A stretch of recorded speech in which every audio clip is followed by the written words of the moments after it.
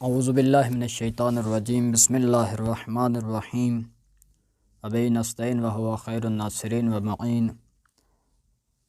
السلام علیکم ورحمۃ اللہ وبرکاتہ۔ آج آپ کی خدمت میں ایک تاریخ کا مشہور ترین واقعہ عرض کرنا چاہتا ہوں کہ خداوند متعال نے اس واقعے کو ایک پوری صورت بنا کر رسول اکرم صلی اللہ علیہ وآلہ وسلم کو تعلیم دیا اور فرمایا تاکید کے ساتھ کہ جو قصہ جو واقعہ ہم آپ کو بتا رہے ہیں اس قصے کے اندر بہت زیادہ سبق ہے۔ فرمایا لقد کان فی قصصہم عبرۃ لأولی الالباب، کہ ان قصوں کے اندر جو ہم آپ کو تعلیم دے رہے ہیں اہل عقل والوں کے لیے اس میں بہت زیادہ عبرت ہے، سبق ہے جو زندگی میں ان کو کام آئے گا۔ قصہ بنام جناب یوسف علیہ السلام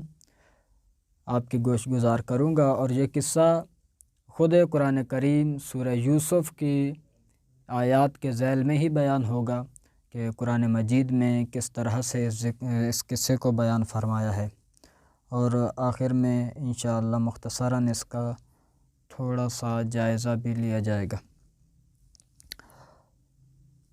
قصہ سورہ یوسف کے اندر خداوند متعال نے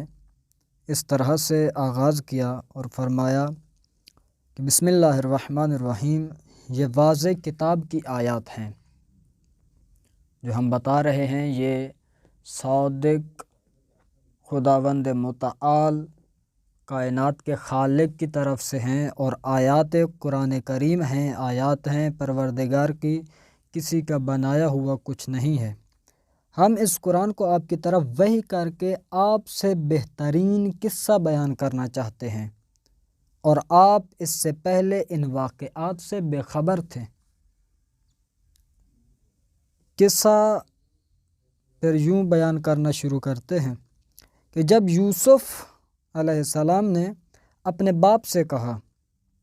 بچپن کی عمر میں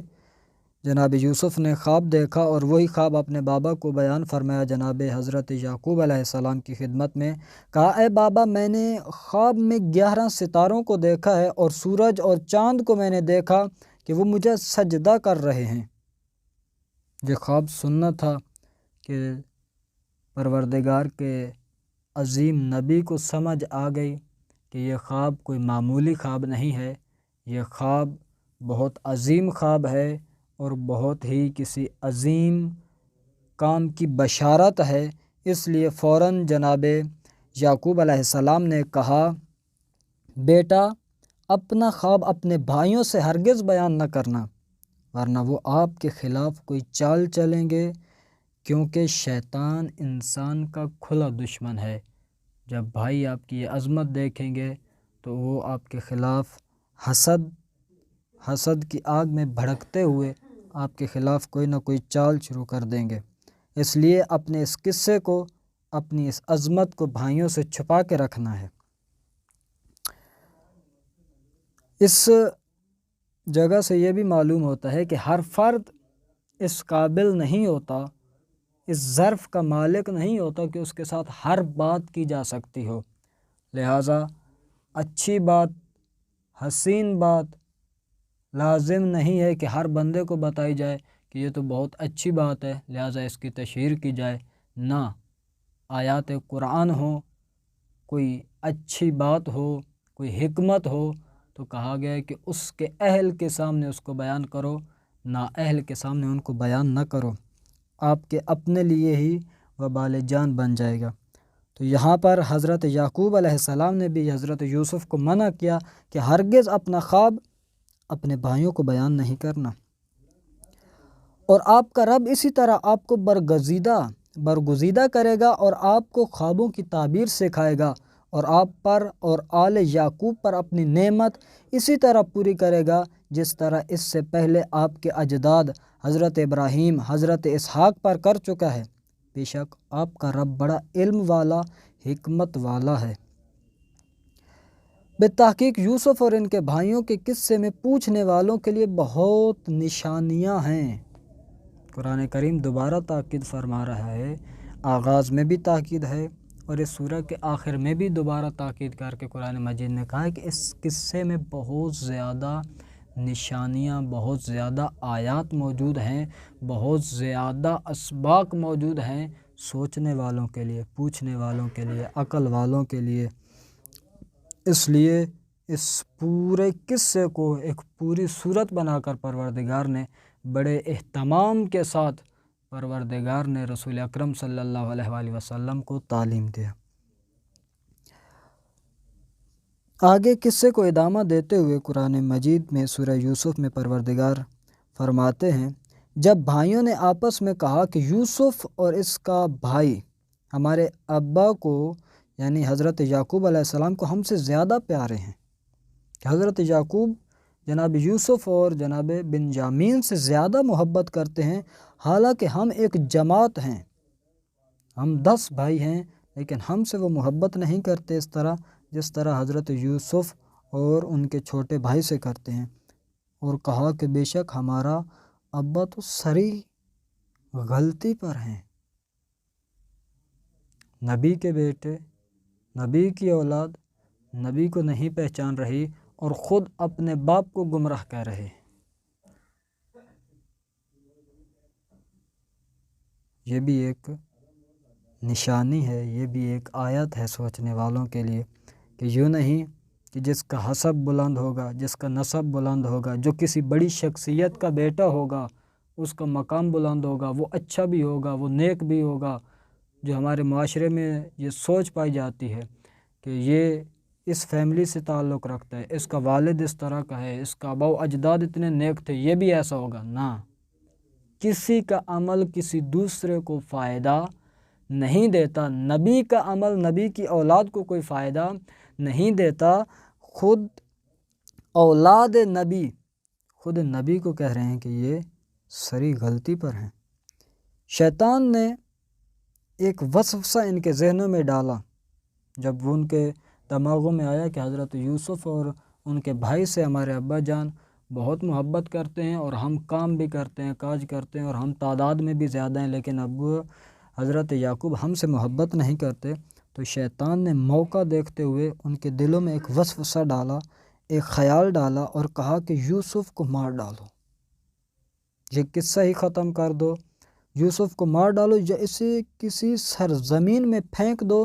تاکہ تمہارے ابا کی توجہ صرف تمہاری طرف ہو جائے اور اس کے بعد تم نیک لوگ بن جاؤ گے۔ توجہ، اس کو کہا جاتا ہے وسوسہ۔ دیکھا، وسوسہ کے بھائیوں کو نبی خدا کے لخت جگر کو قتل کر ڈالو۔ وسوسہ کیا ڈال ہے؟ بھائی کو قتل کرو، نبی خدا کے لخت جگر کو مار ڈالو اور اس سے تم نیک بن جاؤ گے، اس سے تمہارا مقام بلند ہو جائے گا۔ یہ ہے شیطان۔ اس لیے تو بار بار قرآن نے کہا ہے کہ شیطان زشت ترین، گندے ترین کام کو بھی لوگوں کی نگاہ میں حسین ترین بنا کر پیش کرتا ہے۔ بھائی کو قتل کرو، نبی کے چین کو ختم کرو اور تم برگزیدہ بن جاؤ گے، تم اعلیٰ ترین بن جاؤ گے۔ اس گھٹیا ترین کام کے ذریعے سے شیطان ان کے لیے نتیجہ حسین ترین بنا کے پیش کر رہا ہے۔ یہ ہے شیطان جو گندگی کو حسن بنا کے لوگوں کی نگاہوں میں اجاگر کرتا ہے اور لوگ پھر اس حسن کی گندگی کو، حقیقت کو نہ پہچانتے ہوئے اس کے ظاہری حسن کی طرف لپکتے ہیں اور اپنے آپ کو، اپنے معاشرے کو اور سب کو تباہ و برباد کر کے رکھ دیتے ہیں۔ جب ان کے ذہنوں میں یہ وسوسہ آیا کہ یوسف کو مار ڈالتے ہیں یا کسی زمین میں پھینک آتے ہیں، تو ان میں سے ایک کہنے والا بولا، ان بھائیوں میں سے ایک بھائی نے کہا کہ یوسف کو قتل نہ کرو، اور اگر تم کچھ کرنا ہی ہے تو اسے کسی گہرے کنویں میں ڈال دو، کوئی قافلہ اسے نکال کر لے جائے گا۔ اب جب فیصلہ ہو گیا کہ جناب یوسف کو ہم نے ختم کرنا ہے، اپنے خاندان سے نکالنا ہے کسی طرح سے، تاکہ ابو جان کی حضرت یعقوب کی توجہ ہماری طرف مبذول ہو جائے۔ تو آ کر سارا پلاننگ مکمل ہو گئی۔ حضرت یعقوب علیہ السلام کے پاس آئے اور کہنے لگے کہ اے ابا جان، کیا وجہ ہے کہ آپ یوسف کے بارے میں ہم پر اعتماد نہیں کرتے، حالانکہ ہم تو اس کے خیر خواہ ہیں۔ خطرناک ترین دشمن وہی ہوتا ہے جو خیر خواہ کی شکل میں آتا ہے۔ یہاں پر پلاننگ میں کیا ہے؟ حضرت یوسف کو ختم کرنا ہے، نکالنا ہے اپنے گروہ سے، لیکن کس شکل میں آئے ہیں کہ ہم تو یوسف کے خیر خواہ ہیں۔ اور جب اس خطرناک ترین خیر خواہ کی شکل میں آنے والے دشمن پر انسان اعتبار کر بیٹھتا ہے تو پھر بہت تباہی ہوتی ہے۔ جب فیصلہ ہوا تو کہنے لگے کہ کل اسے ہمارے ہمراہ بھیج دیجئے تاکہ کچھ کھا پی لے اور کھیل کود کر، اور ہم یقیناً اس کی حفاظت کریں گے۔ جناب یعقوب علیہ السلام نے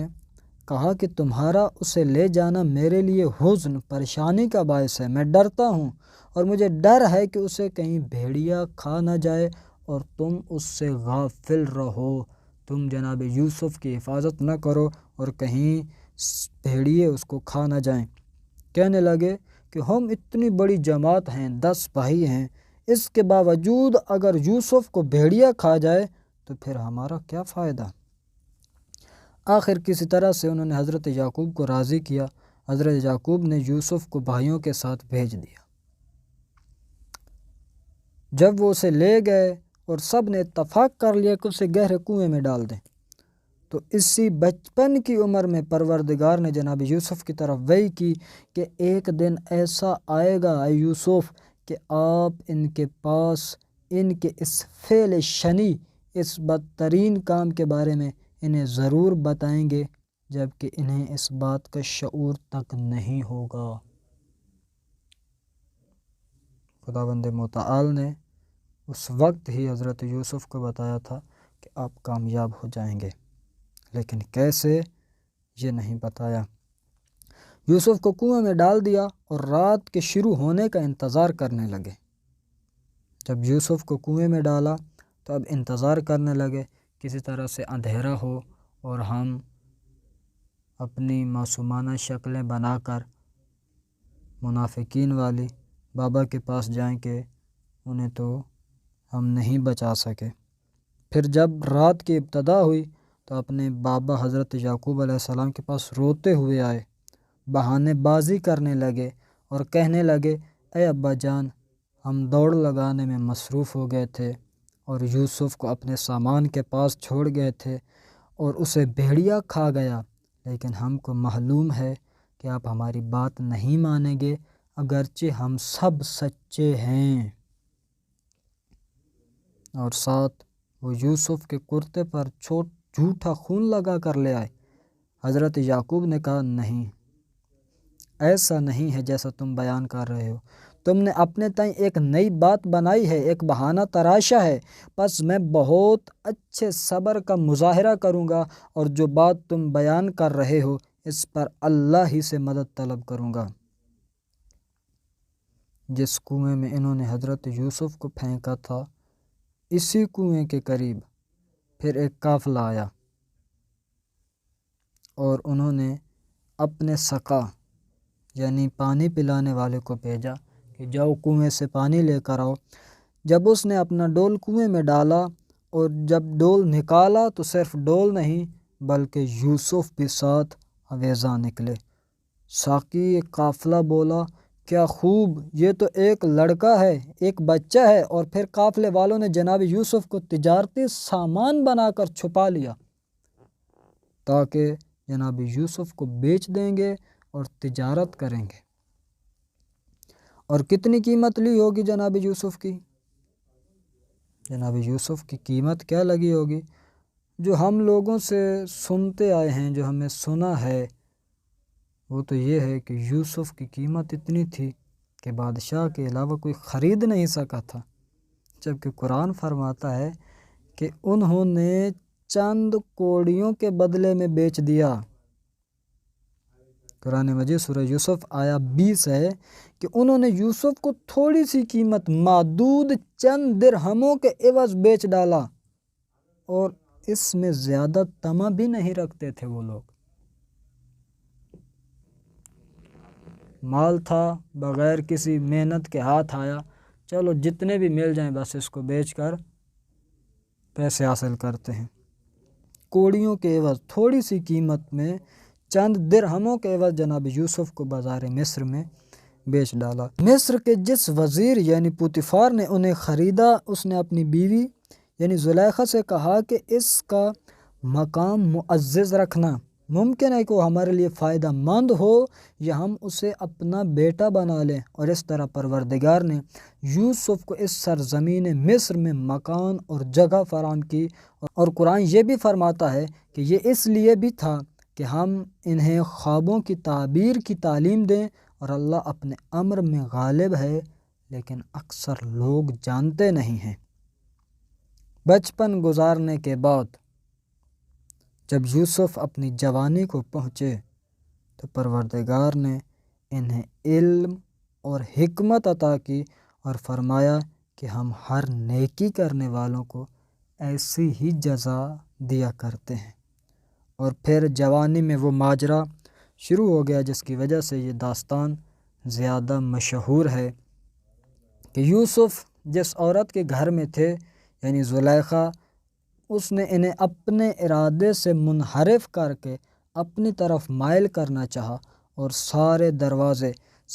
دروازے بند کر کے کہنے لگی، یوسف میں نے خود کو آپ کے لیے آمادہ کیا ہے۔ یہ الفاظ سننے تھے کہ یوسف نے کہا، پناہ خدا، یقیناً میرے رب نے مجھے اچھا مقام دیا ہے، یوسف اس مقام کی ناشکری نہیں کر سکتے، اور کہا کہ بے شک اللہ ظالموں کو کبھی فلاح نہیں دیتا۔ جیسے عورت نے یوسف کا ارادہ کر لیا تھا، قرآن فرماتا ہے کہ یوسف بھی اس کا ارادہ کر لیتے، یوسف بھی اس کام میں کود پڑتے اگر وہ اپنے رب کے برہان اور واضح دلیل و نشانی کو نہ دیکھ چکے ہوتے، کیونکہ پروردگار کی معرفت حاصل کر چکے تھے، واضح دلیل اور نشانی اور آیات خداوند متعال کو دیکھ چکے تھے، علم رکھتے تھے، معرفت رکھتے تھے۔ اس وجہ سے اس کام کی گندگی جناب یوسف کے آنکھوں کے سامنے عیاں ہو گئی، اس لیے وہ اس کام میں نہیں کودے۔ اس طرح پروردگار نے جناب یوسف سے بدی اور بے حیائی کو دور رکھا، کیونکہ یوسف برگزیدہ بندوں میں سے تھے۔ جب جناب یوسف نے اس کی بات نہیں مانی اور دروازے کی طرف دوڑے تو زلیخا بھی دوڑی، دونوں دروازے کی طرف دوڑ پڑے، اور اس عورت نے جناب یوسف کا کرتا پیچھے سے پھاڑ دیا۔ جیسے ہی دروازہ کھولا تو زلیخا کا شوہر دروازے پر موجود تھا۔ جب دونوں نے دیکھا کہ پوتیفار باہر موجود ہیں اور انتظار کر رہے ہیں تو زلیخا نے فوراً بہانہ بنایا اور کہنے لگی کہ جو شخص تیری بیوی کے ساتھ برا ارادہ کرے اس کی سزا کیا ہو سکتی ہے سوائے اس کے کہ اسے قید میں ڈالا جائے یا دردناک عذاب دیا جائے۔ جناب یوسف نے کہا، یہ عورت مجھے اپنے ارادے سے پھسلانا چاہتی تھی، اور بطور گواہ اسی عورت یعنی زلیخا کے خاندان کی عورت کے نومولود بچے نے بحکم خدا کلام کیا اور گواہی دی کہ اگر یوسف کا کرتا آگے سے پھٹا ہے تو زلیخا سچی اور یوسف جھوٹ بول رہا ہے، لیکن اگر یوسف کا کرتا پیچھے سے پھٹا ہے تو یہ عورت جھوٹی ہے اور جناب یوسف سچے ہیں۔ اسی آیت سے اگر ہم دیکھیں، جب خداوند متعال کے حکم کی خاطر، راہ پروردگار کی خاطر ہم کوئی کام کریں، خالصتاً پروردگار کی خاطر جب ہم کسی حرام کام سے اجتناب کرتے ہیں، جب کسی واجب کو انجام دیتے ہیں، جب واقعتاً اخلاص کے ساتھ ہر سبب موجود ہونے کے باوجود ہم حکم خدا کی خلاف ورزی نہیں کرتے اور اس خدا کی اطاعت کرتے ہیں تو خداوند متعال کبھی بھی اپنے بندے کو تنہا نہیں چھوڑتا۔ پھر ساتھ کیا 70 دروازے بھی تالے لگا دیے جائیں تو خداوند متعال ان تمام دروازوں کو کھول کے رکھ دیتا ہے، اور ایک ایسے بچے کی زبان پر کلمات جاری کر دیتا ہے جس کی بولنے کی عمر نہیں ہوتی۔ جب خدا مدد کرنا چاہے تو یوں ہی مدد کرتا ہے اپنے بندوں کی، کیونکہ ان کو اعتماد، ان کا بھروسہ، ان کی تمام توقع اس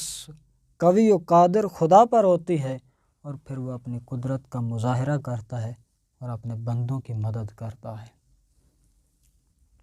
اسی طرح ایک استاد فرما رہے تھے کہ قرآن کے اندر 2 ہی آیات ہیں، 2 آیات ہیں کہ خداوند متعال نے اسی قرآن کے اندر فرمایا کہ اے لوگو، دنیا کا سب سے کمزور ترین جو گھر ہے وہ مکڑی کا گھر ہے، مکڑی کا جالا ہے۔ اوہن البیوت لبیت العنکبوت، کمزور ترین گھر مکڑی کا گھر ہے، مکڑی کا جالا ہے۔ لیکن ہم تاریخ اسلام کو اٹھا کر دیکھیں تو آنکھیں دنگ رہ جاتی ہیں کہ کیسے اس کمزور ترین گھر کے ذریعے سے خداوند متعال نے ایک عظیم ترین ہستی کی حفاظت کی، اسلام کی بنیاد اور اسلام کی حفاظت اس کمزور ترین گھر کے ذریعے سے کر کے رکھ دی۔ جب پورا قریش جمع ہو کر ارادہ کر کے آ چکا تھا کہ ہم نے رسول خدا صلی اللہ علیہ وآلہ وسلم کو آج حتماً قتل کر کے چھوڑنا ہے، اس دنیا سے ختم کر کے چھوڑنا ہے، تو اس غار کے اندر فقط اور فقط ایک جالے کا فاصلہ تھا، ایک مکڑی کے گھر کا فاصلہ تھا کہ اس طرف دشمن ہے اور اس طرف رسول خدا ہیں، اس طرف خونخوار درندے موجود ہیں اور اس طرف رسول اعظم موجود ہیں، اور فاصلہ صرف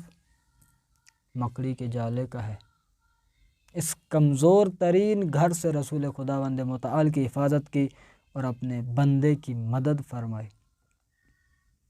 تو قرآن کی آیت ہے کہ جہاں پہ تمہاری سوچیں نہیں پہنچتی خدا وہاں سے مدد کرتا ہے۔ تم نہیں جانتے لیکن خدا سب جانتا ہے۔ تو یہیں جناب جب کوئی گواہ موجود نہیں تھا، کوئی بھی نہیں تھا، تو جناب یوسف کی مدد کے لیے خداوند متعال نے اپنے اس بندے کی مدد کے لیے دروازے کھول دیے اور ایک نومولود کی زبان پر کلمات جاری کر دیے، اور اس طرح سے ایک گواہ کے طور پر اس بچے نے جناب یوسف کو اس سزا سے محفوظ رکھا اور ان کی صداقت کی گواہی دی۔ جب یہ گواہی بچے نے دی تو زلیخا کے شوہر نے دیکھا کہ کرتا تو پیچھے سے پھٹا ہوا ہے، آگے سے نہیں پھٹا ہوا،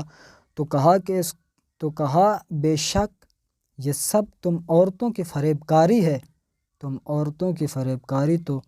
بہت بھاری ہوتی ہے۔ اور جناب یوسف سے کہا اے یوسف اس معاملے سے درگزر کرو، اور زوجہ سے کہا کہ تم اپنے گناہ کی معافی مانگ، بے شک تو ہی خطا کاروں میں سے تھی۔ اور پھر یہ واقعہ جناب یوسف نے تو ذکر نہ کیا، لیکن یہ واقعہ شہر کے اندر ایسے پھیلا جیسے جنگل میں آگ پھیلتی ہے، اور شہر کی عورتوں نے کہنا شروع کیا کہ عزیز مصر کی بیوی اپنے غلام کو اس کے ارادے سے پھسلانا چاہتی ہے اور اس کی محبت میں اس کے دل کی گہرائیوں میں اتر چکی ہے، ہم تو اسے یقیناً صریح گمراہی میں دیکھ رہے ہیں۔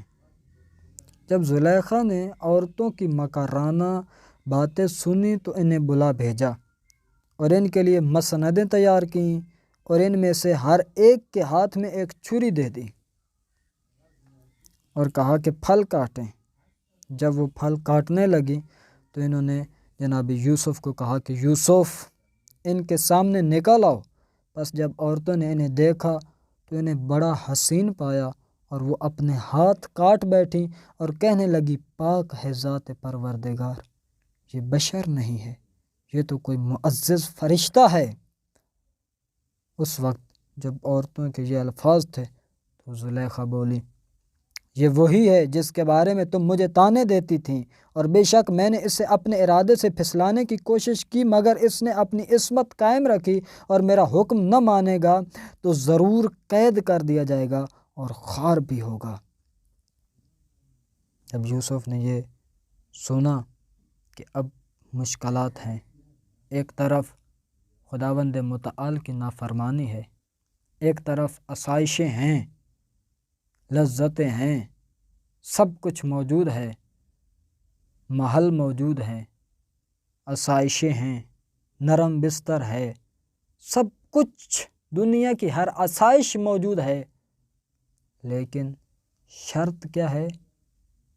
معصیت پروردگار،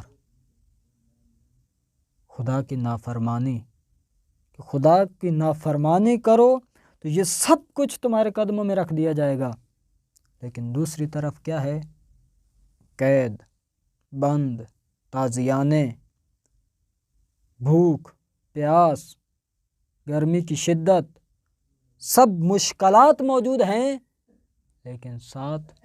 خداوند متعال کی اطاعت ہے، پروردگار کے حکم کی نافرمانی نہیں ہے، فرما برداری ہے۔ تو ایسے مقام پر جب دو راہ آ گیا کہ ایک طرف آسائشیں ہیں لیکن خدا کی نافرمانی ہے، اور ایک طرف سب کچھ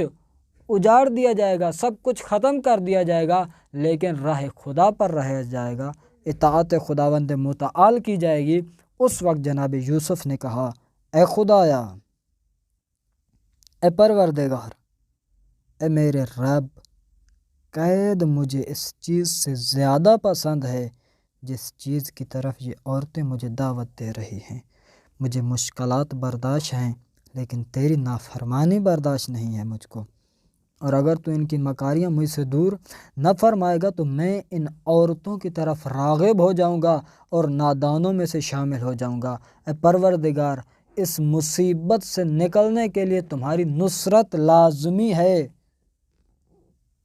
تمہاری نصرت کے بغیر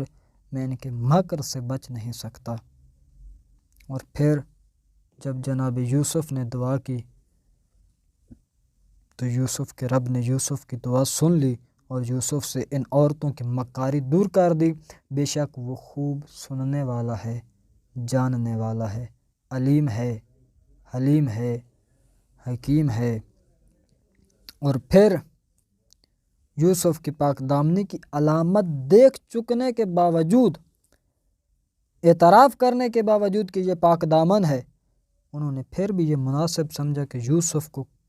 کچھ مدت قید خانے میں بند کر دیا جائے۔ جب یوسف کو قید کیا گیا تو اسی قید خانے میں یوسف کے ساتھ دو جوان بھی قید ہوئے۔ ان میں سے ایک نے کہا کہ میں نے خواب میں دیکھا ہے کہ شراب کشید کر رہا ہوں، اور دوسرے نے کہا کہ میں نے دیکھا ہے خواب میں کہ میں اپنے سر پر روٹیاں اٹھائے ہوئے ہوں اور پرندے اس سے کھا رہے ہیں۔ یہ خواب دیکھنے کے بعد جناب یوسف کے پاس آئے اور کہا کہ یوسف، آپ ہمیں اس کی تعویل بتا دیجئے، یقیناً ہمیں آپ نیک انسان نظر آتے ہیں، آپ ہمیں نیک نظر آ رہے ہیں اس پورے قید خانے میں، لہٰذا آپ ہمارے خواب کی تعبیر کیجیے۔ تعبیر خواب بتانے سے پہلے، ان کے خوابوں کی تعبیر کرنے سے پہلے جناب یوسف نے ان کو اپنے اعتماد میں لینے کے لیے کہ میری بات نادرست نہیں ہوتی، درست ہوتی ہے، کہا کہ تعبیر سے پہلے میں اس کھانے کی خبر دیتا ہوں آج جو قیدیوں کو ملے گا، جبکہ کھانا ابھی تک پہنچا نہ تھا۔ یوسف نے کہا جو کھانا تم دونوں کو دیا جاتا ہے وہ ابھی آیا بھی نہ ہوگا کہ میں اس کی تعبیر تمہیں بتا دوں گا، قبل اس کے کہ وہ کھانا تمہارے پاس آئے۔ اور یہ کیسے میں بتاتا ہوں، مجھے کیسے معلوم ہوتا ہے، وجہ کیا ہے؟ کہا کہ یہ ان تعلیمات میں سے ہے جو میرے رب نے مجھے سکھائی ہیں۔ میں نے اس قوم کا مذہب ترک کر دیا ہے جو اللہ پر ایمان نہیں لاتے اور آخرت کا انکار کرتے ہیں، اور میں نے تو اپنے جد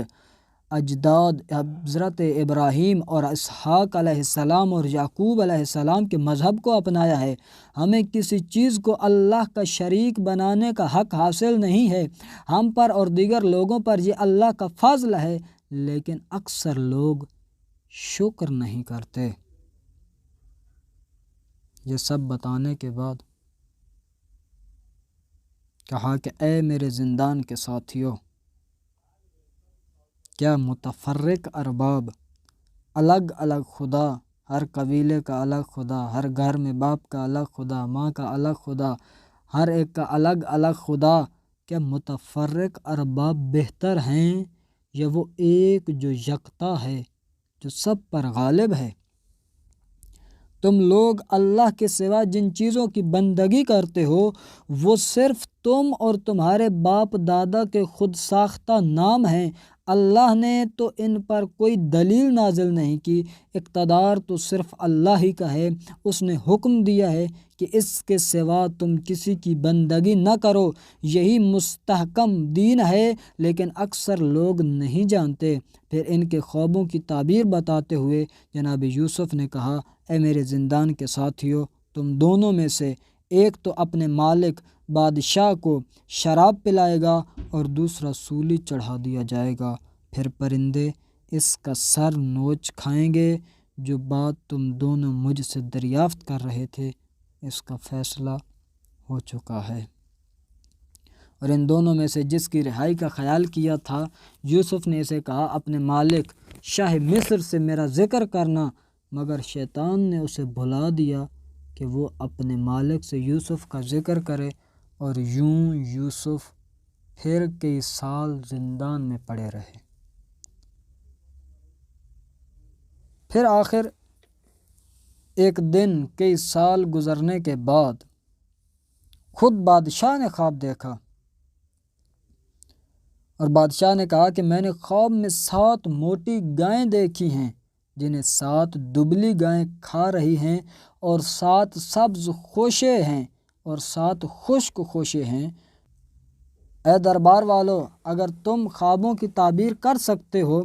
تو میرے اس خواب کی تعبیر سے مجھے آگاہ کرو۔ انہوں نے کہا، یہ تو پریشان خوابوں میں سے ہے اور ہم اس قسم کے خوابوں کی تعبیر نہیں جانتے۔ جب انہوں نے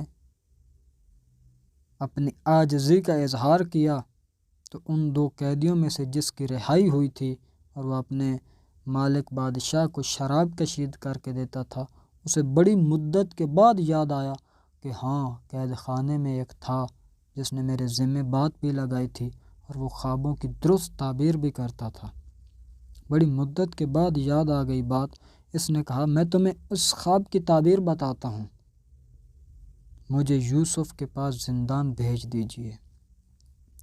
جب وہ زندان آیا اور جناب یوسف سے کہا کہ اے یوسف، اے بڑے راستگو، اے بڑے سچ بولنے والے، ہمارے بادشاہ کے خواب کی تعبیر کیجیے کہ 7 دبلی گائیں 7 موٹی گایوں کو کھائی جا رہی ہیں اور 7 خوشے سبز 7 خوشے خشک ہیں۔ ہمیں اس کی تعبیر بتائیں تاکہ میں لوگوں کے پاس واپس جاؤں اور آپ کی سچی تعبیر سن کر شاید وہ جان لیں۔ جناب یوسف نے خواب کی تعبیر یوں کی۔ یوسف نے کہا، تم 7 برس تک متواتر کھیتی باڑی کرتے رہو گے۔ ان سالوں میں جو فصل تم کاٹو، ان میں سے قلیل حصہ تم کھاؤ، باقی اس کے خوشوں سمیت ہی انہیں محفوظ کر لو۔ پھر اس کے بعد 7 برس ایسے سخت آئیں گے جن میں وہ غلہ کھا لیا جائے گا جو تم نے ان سالوں کے لیے جمع کر رکھا ہے، سوائے اس تھوڑے حصے کے جو تم بچا کر رکھو گے۔ اس کے بعد 1 سال ایسا آئے گا جس میں لوگوں کو خوب بارش ملے گی اور اس میں وہ رس نچوڑیں گے۔ جب یہ تعبیر بادشاہ کو بتائی گئی تو وہ بادشاہ کہنے لگا کہ یوسف کو میرے پاس لاؤ۔ پھر جب قاصد یوسف کے پاس آیا تو کہنے لگا، اپنے رب کے پاس واپس جا اور اس سے پوچھ کہ ان عورتوں کا مسئلہ کیا تھا جنہوں نے اپنے ہاتھ کاٹ دیے تھے۔ جب رہائی کا پیغام آیا تو کہا نہ، اس طرح رہائی نہیں چاہتا کہ مجھے نکال دیا جائے، پہلے مجھے جن عورتوں نے قید کروایا ہے پہلے میرے مقدمے کو ختم کیا جائے، پہلے جو معاملہ ہے اس کو واضح کیا جائے اور میری بے گناہی کو ثابت کیا جائے۔ اپنے رب یعنی اپنے مالک بادشاہ کے پاس جاؤ اور اس سے پوچھو کہ ان عورتوں کا مسئلہ کیا تھا جنہوں نے اپنے ہاتھ کاٹ دیے تھے۔ میرا رب تو ان کی مکاریوں سے یقیناً خوب باخبر ہے۔ پھر بادشاہ نے عورتوں سے پوچھا، اس وقت تمہارا کیا واقعہ تھا جب تم نے یوسف کو اس کے ارادے سے پھسلانے کی کوشش کی تھی؟ تو سب عورتوں نے کہا، پاکیزہ ہے اللہ، ہم نے تو یوسف میں کوئی برائی نہیں دیکھی۔ اس موقع پر کہ جب ساری عورتوں نے اعتراف کیا تو عزیز مصر یعنی پوتیفار کی بیوی نے بھی کہا، اب حق کھل کر سامنے آ گیا ہے، میں نے ہی یوسف کو اس کے مرضی کے خلاف پھسلانے کی کوشش کی تھی اور یوسف یقیناً سچوں میں سے ہے۔ جب مقدمہ صاف و شفاف طریقے سے ختم ہو گیا تو یوسف نے کہا، ایسا میں نے اس لیے کیا کہ وہ جان لے کہ میں نے اس کی عدم موجودگی میں اس کے ساتھ کوئی خیانت نہیں کی، اور اللہ خیانت کاروں کے مکر و فریب کو کامیابی سے ہمکنار نہیں کرتا، اور میں نے اپنے نفس کی صفائی پیش نہیں کرتا۔ میں نے یہ معاملہ اس لیے واضح کیا کہ عزیز مصر کو معلوم ہو جائے یا وہ جان لیں کہ میں نے کچھ بھی نہیں کیا، میں نے کوئی خطا نہیں کی، لیکن اس کا مطلب یہ نہیں ہے کہ میں اپنے نفس کی صفائی پیش کر رہا ہوں، کیونکہ نفس انسان ان النفس لامارۃ بالسوء، کہ میں اپنے نفس کی صفائی پیش نہیں کرتا، کیونکہ انسانی نفس تو برائی پر اکساتا ہے، مگر یہ کہ خداوند متعال جس پر رحم کرے، بے شک میرا رب بڑا بخشنے والا اور رحم کرنے والا ہے۔ بادشاہ نے کہا، اسے میرے پاس لے آؤ، میں اسے خاص طور پر اپنے لیے رکھوں گا۔ پھر جب بادشاہ نے یوسف سے گفتگو کی تو اس نے کہا، بے شک آج آپ ہمارے با اختیار امانت دار ہیں۔ یوسف نے کہا، مجھے ملک کے خزانوں پر مقرر کریں کہ میں بلا شبہ خوب محافظت کرنے والا اور مہارت رکھنے والا ہوں، اور پھر اس طرح ملک کے خزانوں کے اوپر اقتدار جناب یوسف کو ملا، اور اس طرح خداوند متعال نے یوسف کو اس ملک میں اقتدار دیا، اور وہ جسے چاہے اقتدار سے نوازتا ہے۔ پھر وہی خواب جس کی تعبیر کی گئی تھی اس کے ایام آئے اور وہ قحط شروع ہو گیا، اور ایام قحط شروع ہوئے، اور کنعان جہاں جناب یوسف کا خاندان رہتا تھا وہ بھی کچھ عرصے کے بعد قحط کا شکار ہوا، اور پھر جناب یعقوب نے اپنے بیٹوں کو بھیجا کہ جاؤ، سنا ہے کہ مصر کے اندر گندم مل رہی ہے، جاؤ تم بھی مصر سے گندم لے آؤ۔ اور پھر وہ گندم لینے کے لیے آئے جہاں جناب یوسف اقتدار میں تھے، لیکن انہیں معلوم نہیں تھا کہ جس کو ہم اپنے سے نکالنا چاہتے تھے، جس کو ہم نے تاریکیوں میں ڈالا، کنووں کی گہرائیوں میں ڈال دیا، خداوند متعال نے اس کنویں سے نکال کر اسے بادشاہی کا تاج پہنا دیا۔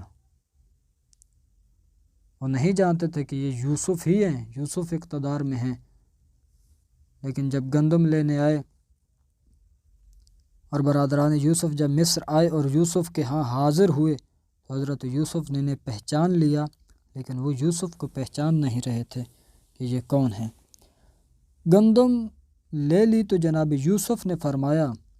کہ جب دوبارہ گندم لینے آؤ تو باپ کی طرف سے اپنے ایک سوتیلے بھائی کو میرے پاس لانا، کیا تم نہیں دیکھتے کہ میں پورا ناپتا ہوں اور بہترین مہمان نواز ہوں؟ اس طرح سے جناب یوسف نے اپنے چھوٹے بھائی کو بھی ان کے ساتھ آنے کے لیے ایک منصوبہ بنایا کہ وہ بھی آئیں گے اور اپنے بھائی سے بھی ملاقات ہوگی۔ اور کہا کہ اگر تم اس بھائی کو نہ لاؤ گے تو میرے پاس سے نہ تو تمہیں کوئی غلہ ملے گا اور نہ ہی تم میرے نزدیک آنا۔ انہوں نے کہا کہ ہم اس کے والد سے اسے طلب کریں گے اور ہم ایسا کر کے رہیں گے۔ اور یوسف نے اپنے خدمتگاروں سے کہا کہ ان کی پونجی جو غلے کی قیمت یہ دے رہے ہیں وہ بھی خاموشی سے ان کے سامان میں رکھ دو تاکہ وہ پلٹ کر دوبارہ آئیں، اور وہ پلٹ کر اپنے اہل و عیال کی طرف جائیں تو اسے پہچان لیں کہ یہ ہمارے ہی پیسے ہیں، اور اس طرح ممکن ہے کہ وہ دوبارہ واپس آئیں۔ پھر جب وہ اپنے والد یعنی جناب یعقوب کے پاس واپس گئے تو کہنے لگے، اے ہمارے ابا، ہمارے لیے غلے کی بندش ہو گئی ہے۔ اب دوبارہ عزیز مصر نے کہا ہے کہ دوبارہ آپ کو غلہ نہیں ملے گا، مگر اس شرط پہ کہ ہمارے بھائی کو ہمارے ساتھ بھیج دیجئے تاکہ ہم غلہ حاصل کریں، اور بے شک ہم بھائی کی حفاظت کریں گے۔ جناب یعقوب بولے، کیا میں اس کے بارے میں تم پر اسی طرح اعتماد کروں جس طرح اس سے پہلے اس کے بھائی یوسف کے بارے میں کیا تھا؟ اللہ بہترین محافظ ہے اور وہ سب سے بہترین رحم کرنے والا ہے۔ اور جب انہوں نے اپنا سامان کھولا، گندم کھولی، دیکھا تو اس کے اندر ان کی اپنی رقم بھی موجود ہے تو انہیں واپس کر دی گئی ہے، تو ابا سے کہنے لگے، اے ہمارے ابا جان، ہمیں اور کیا چاہیے؟ دیکھیے ہماری یہ پونجی ہمیں واپس کر دی گئی ہے، اور ہم اپنے اہل و عیال کے لیے غلہ لائیں گے اور اپنے بھائی کی حفاظت بھی کریں گے، اور ایک اونٹ کا بوجھ یعنی غلہ زیادہ لائیں گے، اور وہ غلہ آسانی سے حاصل بھی ہو جائے گا۔ لیکن جناب یعقوب نے کہا، میں اسے ہرگز تمہارے ساتھ نہیں بھیجوں گا جب تک کہ تم اللہ کے ساتھ عہد نہ کرو کہ تم اسے میرے پاس ضرور واپس لاؤ گے، مگر یہ کہ تم کسی مشکل میں گھر لیے جاؤ۔ پھر جب انہوں نے اپنا عہد دے دیا تو حضرت یعقوب نے کہا، ہم جو بات کر رہے ہیں اس پر اللہ ضامن ہے۔ اور پھر ہدایات سفر کرتے ہوئے جناب یعقوب نے فرمایا کہ اے بیٹو، جب تم مصر میں وارد ہونا چاہو تو ایک دروازے سے سارے کے سارے بھائی نہ داخل ہونا، بلکہ الگ الگ دروازوں سے داخل ہونا، اور میں اللہ کے مقابلے میں کچھ بھی کام نہیں کر سکتا۔ حکم صرف اللہ ہی کا چلتا ہے، اسی پر میں نے بھروسہ کیا، اور بھروسہ کرنے والوں کے لیے اسی پر بھروسہ کرنا چاہیے۔ جناب یعقوب کے فرزندان جب داخل ہوئے جہاں سے ان کے والد نے انہیں حکم دیا تھا تو کوئی انہیں اللہ سے بچانے والا نہ تھا، مگر یہ کہ یعقوب کے دل میں ایک خواہش تھی جسے انہوں نے پورا کر دیا، اور الگ الگ دروازوں سے داخل ہوئے، لیکن داخل ہونے کے باوجود بھی وہ پہچان لیے گئے کہ یہ وہی 10 بھائی ہیں، اور پھر دوبارہ سے ان کو لے جا کر جناب عزیز مصر یعنی حضرت یوسف کی بارگاہ میں پیش کیا گیا۔ اور جب یہ لوگ دوبارہ یوسف کے ہاں داخل ہوئے تو یوسف نے اپنے بھائی کو اپنے پاس جگہ دی، کہا، بے شک میں ہی تیرا بھائی ہوں۔ یہ فقط گفتگو بنیامین سے ہی ہوئی تھی، باقی بھائیوں کو نہیں معلوم تھا کہ یہ حضرت یوسف ہی ہیں۔ بے شک میں ہی تیرا بھائی ہوں، بس ان لوگوں کے سلوک پر ملال نہ کرنا۔ پھر جب یوسف نے ان کا سامان تیار کر لیا، دوبارہ سے گندم مل گئی، تو اپنے بھائی کے سامان میں پیالہ رکھ دیا، اپنا پیالہ سامان میں چھپایا، اور پھر کسی پکارنے والے نے جب وہ روانہ ہوئے تو صدا دے کے کہی، اے قافلے والو، تم چور ہو، رکو۔ تو وہ رک گئے، متوجہ ہوئے اور بولے کہ تمہاری کیا چیز کھو گئی ہے؟ کہنے لگے، بادشاہ کا پیالہ کھو گیا ہے، اور جو اسے پیش کر دے اس کے لیے 1 بار شتر انعام ہے، اور اس میں اس کا ضامن ہوں۔ قافلے والوں نے کہا اللہ کی قسم تم لوگوں کو بھی علم ہے کہ ہم اس سرزمین پر فساد کرنے نہیں آئے اور نہ ہی ہم چور ہیں۔ انہوں نے کہا اگر تم جھوٹے ثابت ہوئے تو اس کی سزا کیا ہونی چاہیے؟ کہنے لگے اس کی سزا یہی ہے کہ جس کے سامان سے پیالہ ملے گا وہی اس کی سزا ہے، وہ اس کی سزا میں رکھ لیا جائے گا، یعنی وہ فرد آپ کا ہو جائے گا، کیونکہ کنعان کا یہی قانون ہے اور ہم نے ظلم کرنے والوں کو اسی طرح سزا دیتے ہیں۔ پھر جناب یوسف نے اپنے بھائیوں کے تھیلے اپنے بھائی بنیامین کے تھیلے سے پہلے ان کے تھیلوں کو دیکھنا شروع کیا اور پھر اسے اپنے بھائی کے تھیلے سے نکالا، اور اس طرح ہم نے یوسف کے لیے، خداوند متعال کا فرمان ہے کہ اس طرح سے ہم نے یوسف کے لیے تدبیر کی کہ وہ اپنے بھائی کو اپنے پاس رکھیں، ورنہ وہ شاہی قانون اور قدرت کے تحت اپنے بھائی کو اپنے پاس نہیں روک سکتے تھے مگر یہ کہ اللہ کی مشیت ہو۔ جب برادران یوسف نے دیکھا کہ بنیامین یعنی حضرت یوسف کے چھوٹے بھائی کے تھیلے سے بادشاہ کا پیالہ نکلا ہے اور انہوں نے چوری کی، تو کہا کہ اگر اس نے چوری کی ہے تو کوئی نئی بات نہیں ہے، اس کے بھائی یوسف نے بھی تو پہلے چوری کی تھی۔ بس یہ الفاظ سننے تھے تو حضرت یوسف بڑی مشکل سے دل میں سہ گئے اور ان پر ظاہر نہ ہونے دیا کہ میں وہی یوسف ہوں۔ البتہ اتنا ضرور کہا کہ تم لوگ برے ہو نہ کہ ہم دونوں،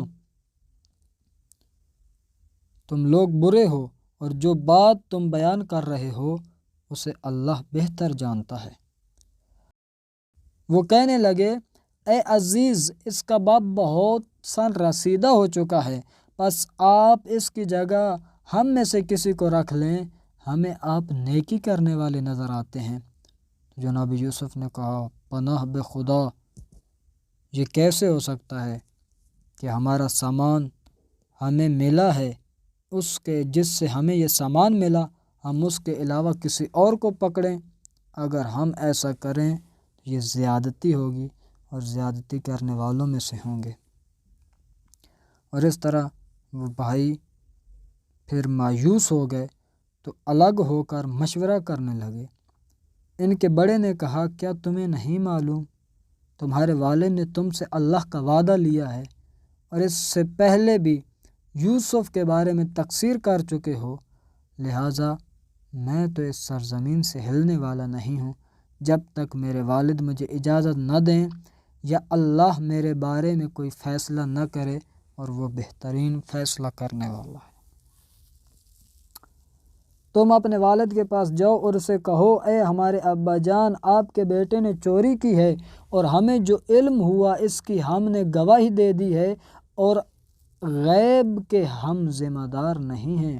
اور اس بستی والوں سے پوچھئے جس میں ہم ٹھہرے تھے اور اس قافلے سے پوچھئے جس میں ہم آئے ہیں، اور یقین جانیے ہم بالکل سچے ہیں۔ یعقوب نے کہا بلکہ تم نے خود اپنی طرف سے ایک بات بنائی ہے، بس بہترین صبر کروں گا، امید ہے کہ اللہ ان سب کو میرے پاس لے آئے، یقیناً وہ بڑا دانا حکمت والا ہے۔ اور یعقوب علیہ السلام نے فرزندان سے منہ پھیر لیا، کہا ہائے یوسف، اور ان کی آنکھیں روتے روتے غم سے سفید پڑ گئیں اور وہ گھٹتے جا رہے تھے۔ بیٹوں نے کہا قسم بخدا، یوسف کو برابر یاد کرتے کرتے آپ جان بے لب ہو جائیں گے یا جان دے دیں گے۔ حضرت یعقوب نے فرمایا میں اپنا اضطراب اور غم صرف اللہ کے سامنے پیش کر رہا ہوں، اور اللہ کی جانب سے وہ باتیں جانتا ہوں جس سے تم نا آگاہ ہو۔ اے میرے بیٹو، جاؤ یوسف اور اس کے بھائی کو تلاش کرو، اور اللہ کے فیض سے مایوس نہ ہونا، کیونکہ اللہ کے فیض سے تو صرف کافر لوگ مایوس ہوتے ہیں۔ وہ پھر تیسری بار مصر آئے، اور پھر جب وہ یوسف کے ہاں داخل ہوئے تو کہنے لگے اے عزیز مصر، ہم اور ہمارے اہل و عیال سخت تکلیف میں ہیں اور ہم نہایت ناچیز بہت کم سی رقم لے کر آئے ہیں، بس آپ ہمیں پورا غلہ دیجئے اور ہمیں خیرات بھی دیجئے، اضافی مال بھی دیجئے، اللہ خیرات دینے والوں کو یقیناً اجر عطا کرتا ہے۔ یوسف نے کہا کیا تم جانتے ہو جب تم نادان تھے تو تم نے یوسف اور اس کے بھائی کے ساتھ کیا سلوک کیا؟ اس وقت یعنی تیسری بار جب وہ آئے تو ان کو معلوم ہوا کہ یہ عزیز مصر تو ہمارے ہی بھائی یوسف ہیں۔ وہ کہنے لگے کیا واقعی آپ یوسف ہیں؟ کہا ہاں میں یوسف ہوں اور یہ میرا بھائی، اللہ نے ہم پر احسان کیا، اگر کوئی تقوی اختیار کرے اور صبر کرے تو اللہ نیکی کرنے والوں کا اجر ضائع نہیں کرتا۔ انہوں نے کہا قسم بے خدا، اللہ نے آپ کو ہم پر فضیلت دی ہے اور ہم ہی خطا کار تھے۔ تو جب غلطی کا اعتراف کیا تو یوسف نے کہا آج تم پر کوئی عتاب نہیں ہے، کوئی سزا نہیں ہے، اللہ تمہیں معاف کر دے گا اور وہ سب سے زیادہ رحم کرنے والا ہے۔ جاؤ یہ میرا کرتا لے جاؤ، پھر اسے میرے والد کے چہرے پر ڈال دو اور ان کی بصارت آنکھوں کا نور لوٹ آئے گا اور تم اپنے تمام اہل و عیال کو میرے پاس لے آنا۔ اور جب یہ قافلہ مصر کی سرزمین سے دور ہوا تو ان کے باپ نے کہا، ابھی مصر کی سرزمین سے نکلے، کنعان کے قریب پہنچنے والے تھے، مصر سے نکلے تو اتنی دور سے کچھ محسوس کیا اور کہنے لگے جناب یعقوب کہ اگر تم مجھے بہکا ہوا نہ سمجھو تو یقیناً مجھے یوسف کی خوشبو آ رہی ہے۔ تو لوگوں نے کہا قسم بخدا آپ اپنے اسی پرانے خبط میں وہم و خیال میں مبتلا ہیں۔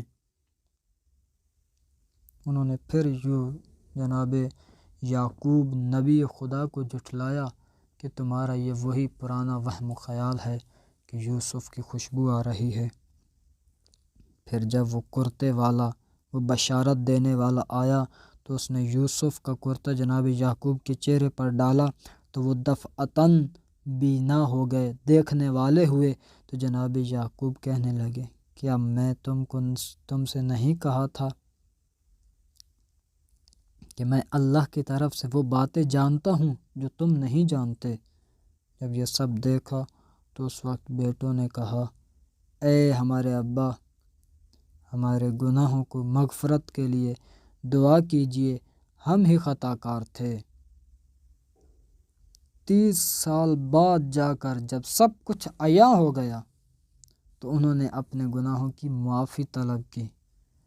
حضرت یعقوب نے کہا عنقریب میں تمہارے لیے اپنے رب سے مغفرت کی دعا کروں گا، وہ یقیناً بڑا بخشنے والا مہربان ہے۔ جب یہ لوگ یوسف کے پاس پہنچے تو حضرت یوسف نے اپنے والدین کو اپنے ساتھ بٹھایا اور کہا اللہ نے چاہا تو امن کے ساتھ مصر میں داخل ہو جائیے۔ اور پھر یوسف علیہ السلام نے اپنے والدین کو تخت پر بٹھایا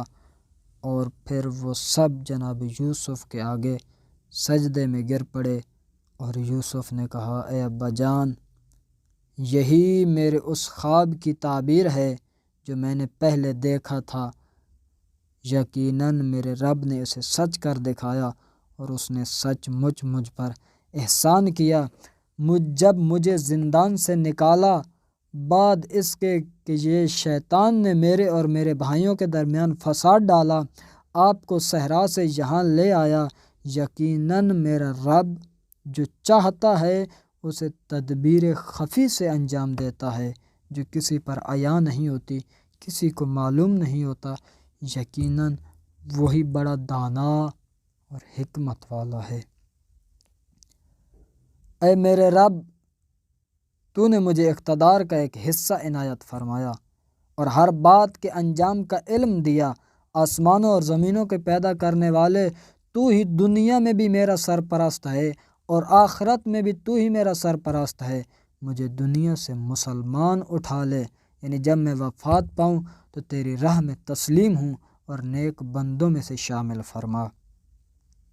پھر قرآن نے قصہ بیان کرنے کے بعد کہا، یہ غیب کی خبروں کا حصہ ہے جنہیں ہم آپ کی طرف وحی کر رہے ہیں، وگرنہ آپ اس بات سے ناواقف تھے۔ آپ اس وقت ان کے پاس موجود نہ تھے جب وہ اپنا عزم پختہ کر کے سازش کر رہے تھے، اور آپ کتنے ہی خواہش مند کیوں نہ ہوں کہ یہ لوگ سارے کے سارے ایمان لے آئیں۔ خداوند متعال قرآن میں فرما رہا ہے کہ خواہش مند کیوں نہ ہوں، لیکن اکثر ایمان لانے والے نہیں ہیں۔ آسمانوں اور زمینوں میں کتنی ہی نشانیاں ہیں جن پر سے یہ لوگ بغیر اعتنا کے گزر جاتے ہیں۔ ہزارہا نشانیاں دن رات ان کے ارد گرد اپنے نفس میں موجود ہیں، لیکن کوئی فکر نہیں کرتے، سوچتے نہیں ہیں اور بے اعتنائی کے ساتھ گزر جاتے ہیں، اس لیے یہ ہرگز ایمان نہیں لائیں گے۔ اور ان میں سے اکثر لوگ اللہ پر ایمان لائے بھی ہیں، جو ایمان کر رہے ہیں، ان میں سے جو ایمان لے بھی آئے ہیں تو اس کے ساتھ شرک بھی کرتے ہیں، خالصتاً مومن نہیں ہیں۔ اکثر تو ایمان نہیں لائیں گے، اور جو لے آئے ہیں ان میں سے بھی اکثر لوگ شرک کرتے ہیں، خالصتاً خداوند متعال پر ایمان نہیں ہے۔ اور پھر کہا کہ بالتحقیق یقیناً ان قصوں، ان رسولوں کے قصوں میں عقل رکھنے والوں کے لیے عبرت ہے۔ یہ قرآن گھڑی ہوئی باتیں نہیں بلکہ اس سے پہلے آئے ہوئے کلام کی تصدیق ہے، اور ہر چیز کی تفصیل بتانے والا ہے، اور ایمان لانے والوں کے لیے ہدایت اور رحمت ہے۔ اس قصے کے مختصراً آپ کی خدمت میں آگاہ کروں کہ خداوند متعال نے اپنی پالیسی بنائی، اور وہ اپنی پالیسی میں کسی کی مداخلت پسند نہیں کرتا۔ اپنے ٹارگٹ تک بڑے لطیف اور غیر محسوس طریقے سے پہنچتا ہے، جس کی واضح مثال یہی سورہ یوسف کا قصہ ہے کہ خود اس آیت کے اندر بھی آیا، اس سورہ کے اندر بھی آیا کہ خداوند متعال اپنے کام کو بڑا مخفی انداز سے انجام دیتا ہے۔ یوسف کو بادشاہی کا خواب دکھایا، باپ کو بھی پتہ چلا ایک موجودہ نبی ہے تو دوسرا مستقبل کا نبی ہے، مگر دونوں کو ہوا تک نہیں لگنے دی کہ یہ کیسے ہوگا۔ خواب دکھایا تو خوشی کا تھا، مگر جب عملی ہوا تو چکا غم کا چلا دیا۔ یوسف 2 کلومیٹر دور کنویں میں پڑے ہیں، جناب یعقوب کو خوشبو نہیں آ رہی۔ اگر خوشبو آ گئی تو باپ ہے رہ نہیں سکے گا، جا کر نکلوا لائے گا، جبکہ بادشاہی کے لیے سفر اسی کنویں سے لکھا گیا تھا۔ سمجھا دوں گا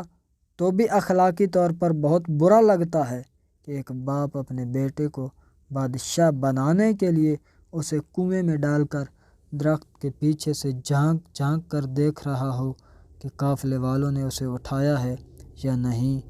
سارا نظام بنایا لیکن وہ سارے انتظامات اپنے ہاتھ میں رکھے۔ اگر یوسف کے بھائیوں کو پتہ ہوتا کہ اس کنویں میں گرنا بادشاہ بننا ہے تو وہ یوسف کی مخالفت کر کے اصل میں اسے بادشاہ بنانے میں اللہ کی طرف سے استعمال ہو رہے تھے، تو ایک دوسرے کی منتیں کرتے کہ نہ یوسف کو نہ پھینکو، مجھے دھکا دو، میں اس کنویں میں گرتا ہوں۔ یوسف عزیز کے گھر گئے تو نعمتیں بھرے ماحول سے اٹھا کر جیل میں ڈال دیا۔ جیل کے ساتھیوں کی تعبیر بتائی تو بچ جانے والوں سے کہا کہ میرے کیس کا ذکر کرنا بادشاہ کے دربار میں، مگر مناسب وقت تک یوسف کو جیل میں رکھنے کے لیے اس اسکیم کے تحت شیطان نے بھی اسے بھلا دیا۔ یوں شیطان بھی اللہ کی اسکیم کو نہ سمجھتے ہوئے، اللہ کو ارادوں کو نہ سمجھتے ہوئے بطور ٹول استعمال ہو گیا۔ اگر اس وقت یوسف کا ذکر ہو جاتا تو یوسف سوالی ہوتے اور سوالی بن کر بادشاہ کی بارگاہ میں جاتے کہ مجھے رہائی چاہیے، لیکن خداوند متعال کا ارادہ تھا کہ سوالی بن کے یوسف نہ جائے بلکہ بادشاہ سوالی بن کر یوسف کے در پہ آئے۔ اس کی پالیسی میں یہ تھا کہ بادشاہ سوالی بنے، اور پھر بادشاہ کو خواب دکھا کر سوالی بنایا، اور یوسف علیہ السلام کی تعبیر نے اس کی عقل و دانش کا سکہ جما دیا۔ بادشاہ نے بلایا تو فرمایا نہ، میں اس طرح نہیں آؤں گا، NRO کے تحت باہر نہیں آؤں گا جب تک عورتوں والے کیس میں میری بے گناہی ثابت نہ ہو جائے۔ تو پھر بادشاہ نے عورتیں بلوائی، سب نے یوسف کی پاک دامنی کی گواہی دی، اور مدعیہ عورت نے بھی جھوٹ کا اعتراف کر کے کہا اِنَّ رَاوَدتُّهُ عَن نَفْسِهِ وَإِنَّهُ لَمِنَ الصَّادِقِينَ۔ وہی قحط کا خواب جو بادشاہ کو یوسف کے پاس لایا تھا، وہی قحط ہانکا کر یوسف کے بھائیوں کو بھی ان کے دربار میں لے آیا اور دکھا دیا یہ وہ ہے بے بس معصوم بچہ